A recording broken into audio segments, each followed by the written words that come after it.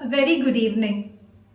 Thank you, Aniket sir, for your kind introduction and for mentoring us, and to the Leaf Foundation for creating this platform and opportunity.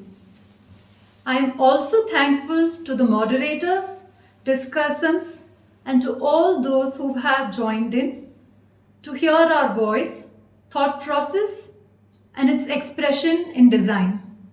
Let's start. In my portfolio to prospective clients, I share only photographs of my completed projects with little or no text as explanation or background. That is because I think that most are concerned with the imagery of the finished product rather than the process behind it. So, this is the first time in my career that I have paused to consciously take stock and analyze my practice, the work and its methodology, what excites me and what exhausts me in the process. By putting thought to paper, I have come to understand, acknowledge, and accept my strengths and limitations as a landscape professional. As a brief introduction to my practice, I would like to show you some of the work that have sparked joy in me. For being a challenging design process or in its detailing, for a simple and yet a eureka moment of design discovery, or when I see a space that is being used even better than what was envisioned. Let's talk about this 4-acre community park, which was defined by a tall list of amenities. We gently terraced the land and its functions to manage the existing slope at site, further delineating it with wide and wheel-friendly movement paths that allow you to crisscross across the site. It is gratifying to see the way people have taken to using this space and the way they have infused it with activity spread across the day. This has taken the design beyond its static brochure imagery to become a space of social communion. It is not earth-shattering design, but it is a happy place for its users. In another instance, the client of a resort-style clubhouse had requested for a flamboyant pool that had to include a half Olympic size lap pool for competitive training. Again, accounting for the slope and points of access, the pool and its deck were terraced. Now, water and swimming is intimidating for so many of us. And for such a large water mass, there was a need to create multiplicity of views, approaches, depths, seating within and outside water, points of pause, and most important, play in water. It had to pique the interest of the young adults and get conscious ladies to loosen up and swim more. Protruding planters carve niches and nooks for immediate privacy.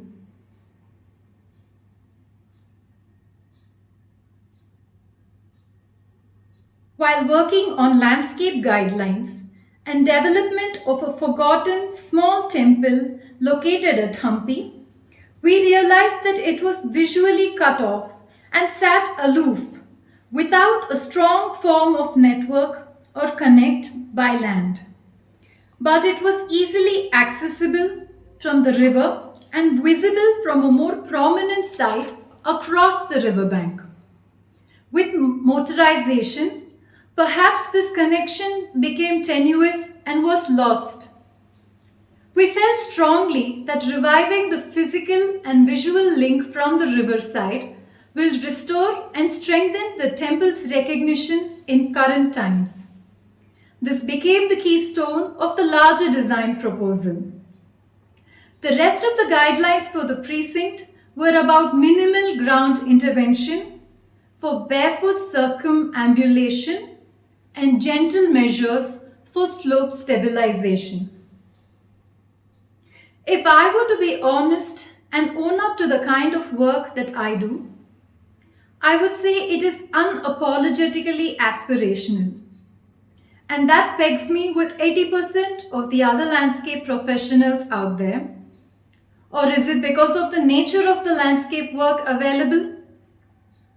I come from a school of thought that sees landscape as a design process of clinical analysis and precise execution, and also of whimsy and poetics, where we choose in each project how much and when, or whether we need to, not alter but harness the genius loci.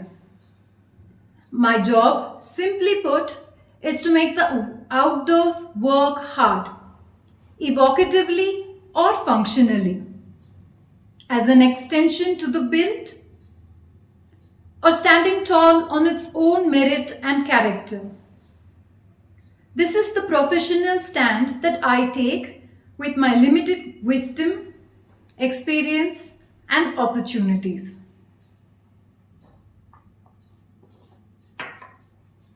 Shifting gears, at an intimate scale, my home garden is more about nestling in nature and receiving nourishment from nature. A space that is an antithesis to the marbled indoors and the manicured outdoors. Flooring in exposed bricks and built-in terrazzo seating were consciously chosen to keep the space grounded and pared down. Stone sculptures, creepers that camouflage the walls, and local seasonal blooms dot the place. Large glazing adjoining the living room invites the outdoor in, and diffused light streams in while giving privacy from the adjacent site and road. Parijat and jasmine form floral carpets on the ground. Kaneer, hibiscus, and ixoras are offered at the puja altar. At this juncture, I would like to share a small anecdote. As a city-born and bred person, I was extremely taken in by the imagery that a relative weaved about food security while growing up in the small towns of Kerala. Dish of the day was what was growing in season in that haphazard yet self-sufficient backyard. Vegetables packed with nutrients were plucked, cooked, and consumed all within an hour.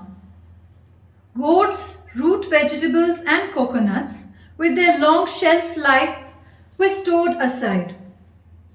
Flowers and nutrient-packed leaves, too, were consumed or used in other processes.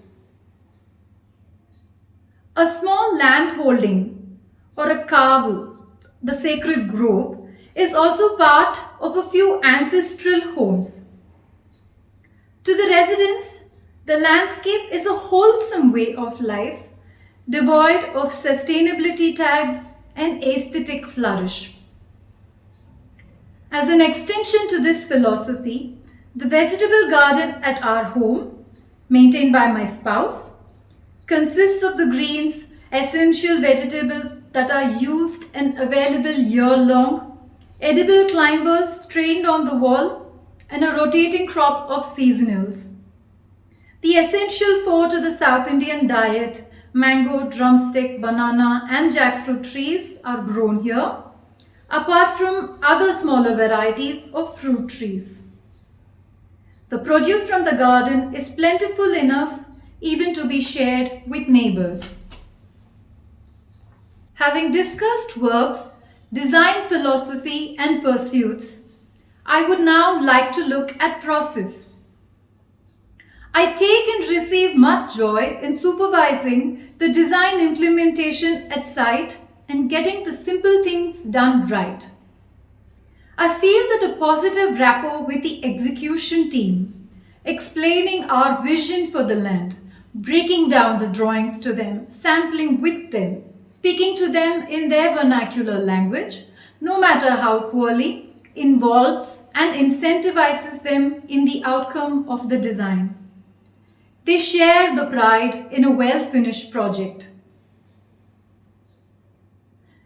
Given the limited budget for landscape, we try to innovate patterns with readily available local stone, pavers, and even plaster.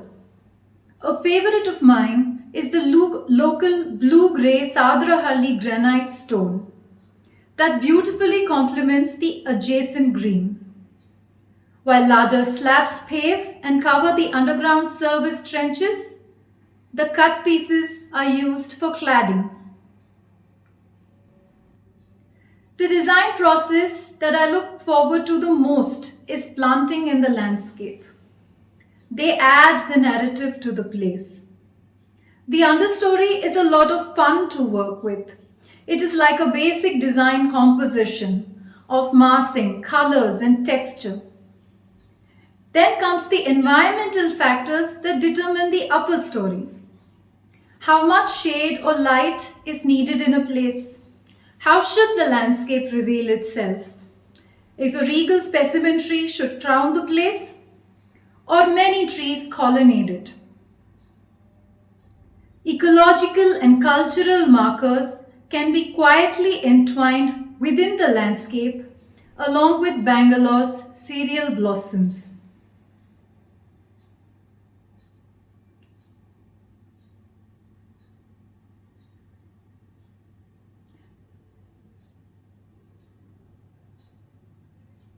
As a nod to the neighboring villages, an interpretation of the katte or community gathering spaces was attempted at the park. The male peepal tree, coupled with a female neem tree, centers the space. Steps around it provide a nook for animated gossip between neighbors. There is the functional planting too. Trees and climbers that form green walls, sculptural trees that are lit up for the night and which reflect well in water, massing of fragrant trees or fruit orchards as interstitial spaces between outdoor amenities. These are the few ways emphasis and camouflage can be achieved in the landscape. An important and often overlooked character that the Indian landscape needs is shade. Since most of us move from point to point in an air-conditioned vehicle, we are preoccupied more with the visuals of the landscape. Shade is needed for the workers in our community who walk long distances, who must take lunch breaks in the outdoors, or whose workplace is the outdoors. One of the challenges that we face with planting design is the aging of the landscape. While the trees grow and its canopy widens, its character takes center stage. With the advent of shade, it alters the understory planting. Flowering and variegation becomes lackluster. Shrubs and ground cover underneath become straggly. Nature taking over might be welcome in a woodland or in the garden, but it is an issue in the urban scape. Possible solutions that I am now proposing in high visibility places include solid and porous paving of the ground or a rehaul of the planting scheme. Along with the blooms in the landscape comes the birds, bees, and butterflies. Frogs and reptilian life also populate the landscape. A mix of both native and non-native trees, berried and pod trees, nectar-giving flowering shrubs and climbers all contribute to the effective rise of biodiversity without any hard sell. For example, the birders group of a residential community have recorded more than 30 varieties of birds within the campus. While a few can also be attributed to the green neighborhood outside the community, there has been a noticeable explosion of birds within the campus. They all run amok in the gardens and have become common sighting. All this without Miyawaki planting. within structured and functional people-friendly spaces. So yes, it is possible to be a good-looking and a do-good landscape also. In the near future, I have proposed and hope to develop a half a kilometer long walking track with a serial vision of fields of banana cultivation, floriculture and grape vineyards. I'm extending these visuals from the peri-urban neighborhood outside the walls and probably taking the site back to its original and intended use. There is so much to ponder upon, a great deal that can be improved in the circumstance and in the way we conduct our practice. I would like to discuss one such issue. While 60 to 70% of the graduates in the profession in India are women, why do only so few successfully headline their own firm? How do we increase our contribution and clout in firms that we are associated with? How affected are we by being nurturers at home? Does that make us more sensitive as designers? The irony that majority of the speakers in the Saturday Sojourns series are women is not lost on me. So then where is the chasm? Is it the inflexibility of working hours or the absence of a support system at home and the guilt thereof? Or just lack of ambition and professional goals on our part? Can we be our own HR team, mentor women and upskill them after a break, as I had gotten my chance many years back? Thank you, Design Cell. The advantage of a career in design is an elongated professional lifespan. So there is time on our side to re-enter the profession, to make the paradigm shift, to stop when we are ready, even to go back to school, and most importantly, to allow our practice to gently evolve and build on its potential. Thank you.